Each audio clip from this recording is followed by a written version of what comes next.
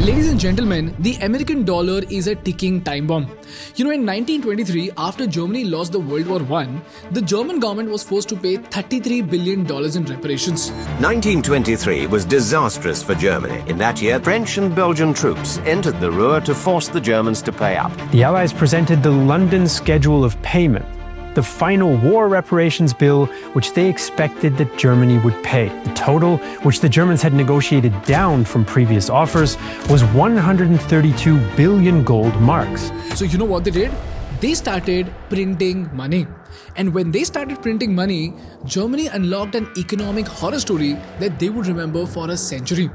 The German currency became so worthless that in 1921, $1 was equal to 70 German marks. But by the end of 1924, $1 was equal to 4.2 trillion German marks. Money was so worthless that people literally burned cash for fire because firewood was more valuable than the currency they were burning. Because of the enormous reparation costs to be paid in gold, there was no longer any backing for the mark. As the mark lost value, the government printed more money. The German middle class was the worst hit. People would be paid in the morning and have suitcasefuls of banknotes, and they would have to then run to the shops because at the time when they bought their goods, their food, the prices would have risen. A loaf of bread cost 2 billion marks. A pound of butter cost 2 trillion marks. Unemployment, hunger, and a hopeless future distinguished the Weimar Republic to the German people. And the same thing happened in Zimbabwe also. When they printed money to get out of their economic crisis, Zimbabwe's hyperinflation hit 89.7 sextillion%. Yes, 89.7 sextillion%, as in 89.7 followed by 20 freaking zeros. The announcement by the central bank that it has launched 3 new additional notes, one for 250,000, 500,000 and 750,000. The country's economy has now become one of the world's worst. Food production and agricultural exports dropped drastically. Now the economy is blighted by hyperinflation and joblessness. Difficult to get basic food commodities, and many people are having to go into neighboring countries to buy flour, sugar, and even cooking oil. Life is tough in Zimbabwe. Bread lines are a common sight. Similarly, when Venezuela printed money, hyperinflation hit 1,000,000%. So what does history tell us? History tells us that every time a country prints a lot of money to get out of economic crisis, they face an economic horror due to hyperinflation. But here's where it gets insane. In April 2020 alone, the United States of America created $3 trillion. And this is where economists believe that the dollar could be turning into a ticking time bomb. Why? Because the US debt today is over $36 trillion, which is more than the GDP of India, China, Russia, UK and Japan combined. $36 trillion. That's the debt, 36 trillion. It's a ticking time bomb. And according to the IMF, it is ticking louder than ever. The International Monetary Fund, it has issued a direct warning. Without exaggeration, American debt is a ticking time bomb. $25 trillion of new debt on top of the $36.2 trillion we have now, which is already the most debt of any country in the world. That will detonate unless we take serious, responsible action. But somehow, do you realize there is no hyperinflation in the US? The US economy is not collapsing at all, and the United States seems to be progressing no matter what they do. And this is why, ladies and gentlemen, the American dollar could be a ticking time bomb that could one day destroy the entire world economy. So the question is, even after creating so much money, why is America not experiencing hyperinflation? Can America simply keep on creating money without any worry at all? And how on earth is the world still trusting the US dollar in spite of all this madness?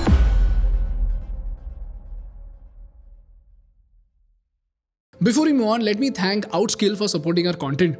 If you can dedicate just one weekend to investing in yourself, and if you want to make your career colorful, then I would highly recommend joining this 2-day weekend AI training program. It's valued at 10,000 rupees, but you can get it for completely free, all thanks to Outskill. Outskill is the world's first AI-focused education platform, which is backed by renowned AI investors and AI founders. This 2-day program offers 16 hours of live AI training, and it's happening coming weekend on the Saturday and Sunday, from 11 a.m. to 7 p.m. In this program, you will gain in-depth knowledge on a wide range of topics, including 20 plus AI tools to build AI toolkit, prompt engineering to achieve incredible results, data analysis without coding, using AI in Excel and creating professional presentations effortlessly, building tools with AI without writing code, creating stunning images and videos using AI tools, developing AI agents, automating your work to save time and boost productivity, and many more things. Professionals from tech and non-tech sectors like sales, marketing, HR operations, and even business owners and freelancers had attended this workshop and they absolutely loved it. In fact, more than 1 lakh people from 40 different countries have already participated. The slots for this workshop is filling up very quickly, so click the link in the description to book your slot and make sure to join their WhatsApp groups to receive all updates. Also guys, the introduction call for the session happens on Friday at 7 p.m, so please don't miss it. And now on with the episode.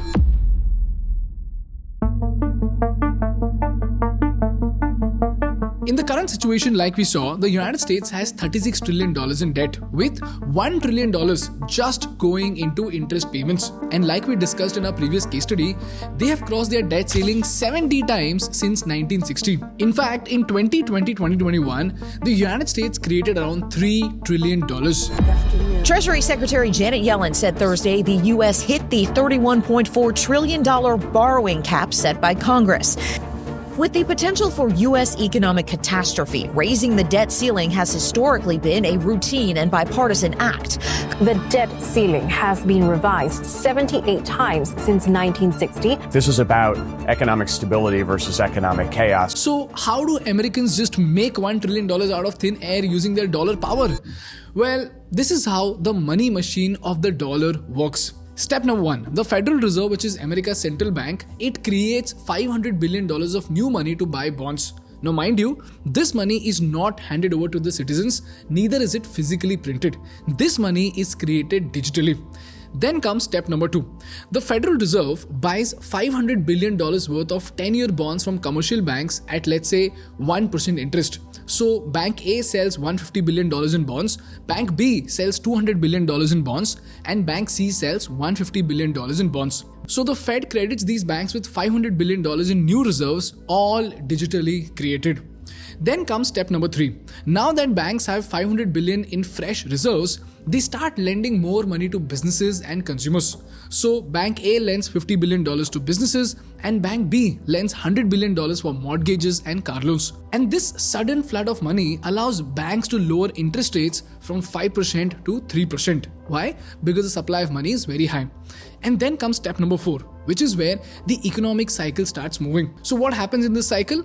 An example of the same would be the fact that the developers would borrow more money to build homes. So while they build homes, they would hire workers, plumbers, electricians, and laborers. Similarly, as home buyers keep on getting loans, they would buy properties, they would buy furniture, and they would buy several other things which will keep the economic cycle moving.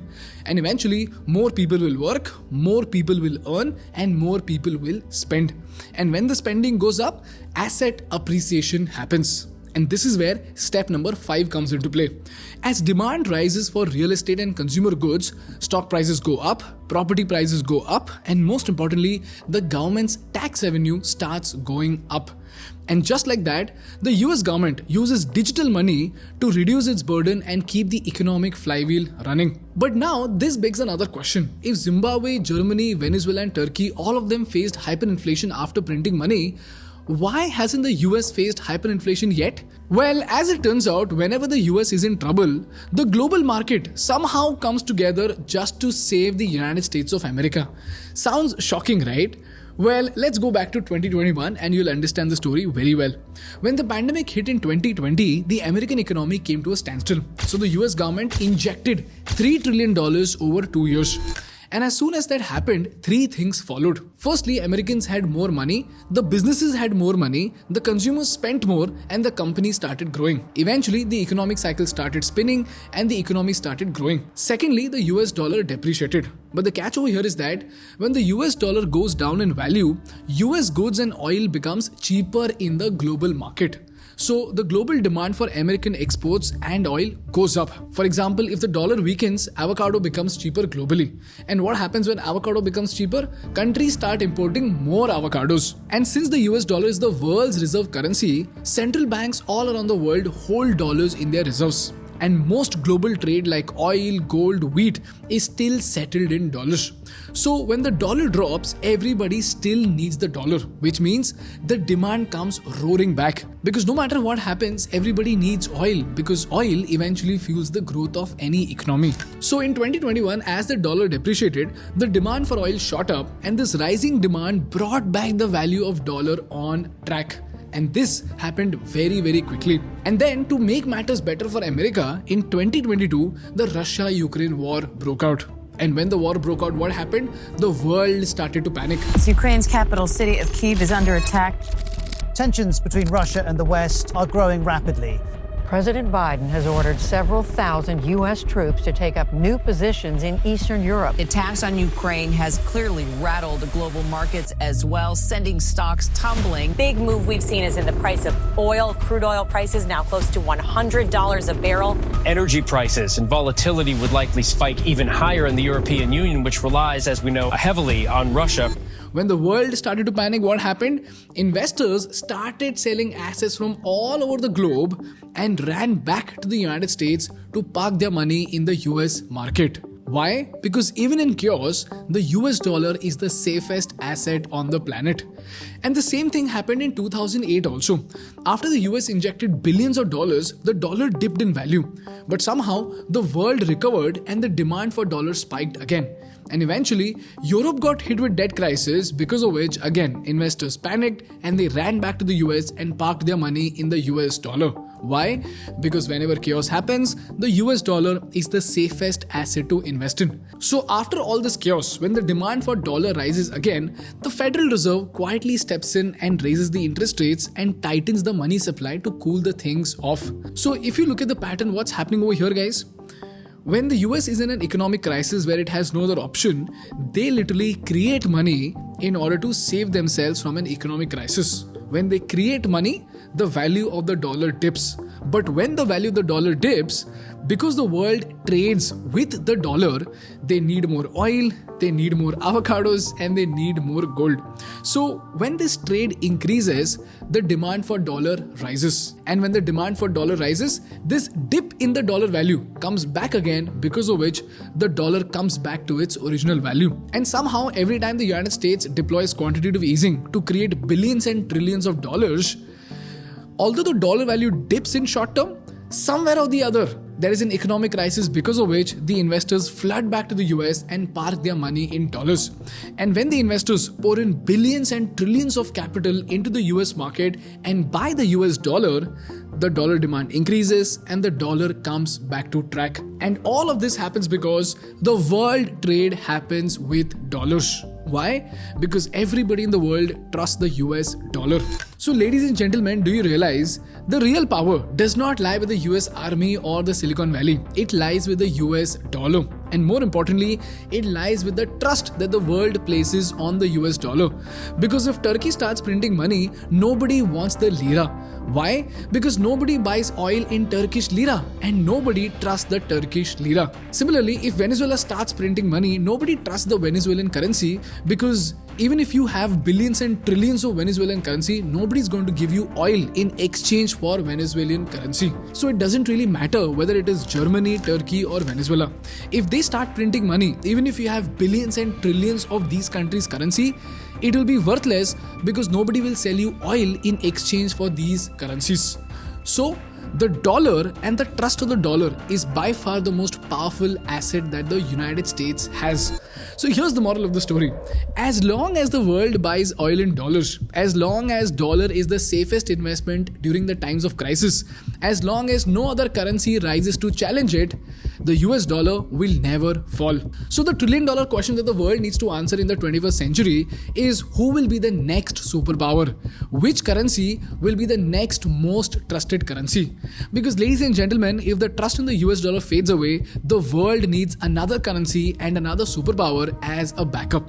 Unfortunately, the world right now does not have a backup, because the only backup that we can think of is China, and China is not yet the most trusted country in the world. And this brings us to the most important lesson of all.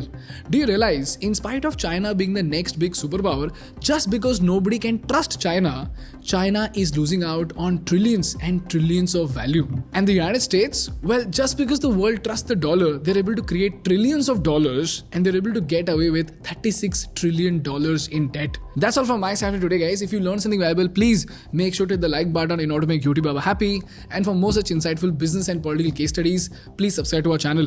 Thank you so much for watching. I will see you in the next one. Bye bye.